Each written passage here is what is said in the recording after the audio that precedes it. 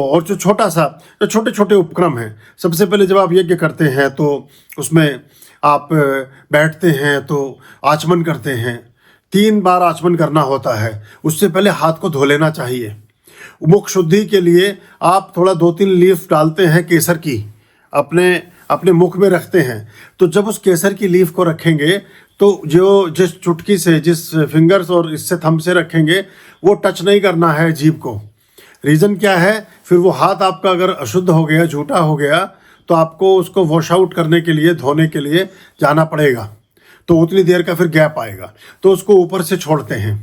ऐसे ही आप आचमन करते हैं तो आचमन के बाद फिर हाथ को वॉश करते हैं। फिर अंगन्यास में जब आप जल प्रोक्षण और जल प्रसेचन करते हैं, तो जब आप थोड़ी सी ड्रॉप लेकर के मुख में कहते हैं वांग में आश्चर्यस्तु, तो मुख चूंकि एक है तो मध्य में करते हैं। फिर आप करते हैं नसौर में प्राणस्तु, नोस्टल 2 हैं, नोज के 2 पॉइंट हैं, तो दाहिने से बाएं करते हैं। पहले राइट, ओम वांग में आश्चर्यस्तु, ओम नसौर में प्राणस्तु, ओम अक्षरोर में चक्षुर्मस्तु, ओम कर्णयोर में श्रोत्रमस्तु, ओम बाहों में बलमस्तु, ओम उर्वों में ओजोअस्तु। तो जो 2 पार्ट हैं बॉडी के, उनमें पहले राइट फिर लेफ्ट, और जो सिंगल है उसमें मध्य में करते हैं। ये हम अपने शरीर में इस जल को लेने के साथ उस जल में ही देवता को स्थापित करके अपने शरीर में प्रतिष्ठापित करते हैं।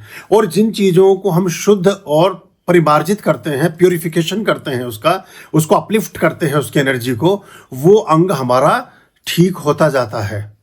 अगर हमने कहा ना कि वांग में आश्चर्यस्तु, तो जो हमारा मुंह है वो हमेशा ठीक रहेगा। कभी हमें मुख कैंसर, थ्रोट इन्फेक्शंस, दांतों की खराबी, जिह्वा में परेशानी, मतलब हम खाना खाने योग्य रहेंगे।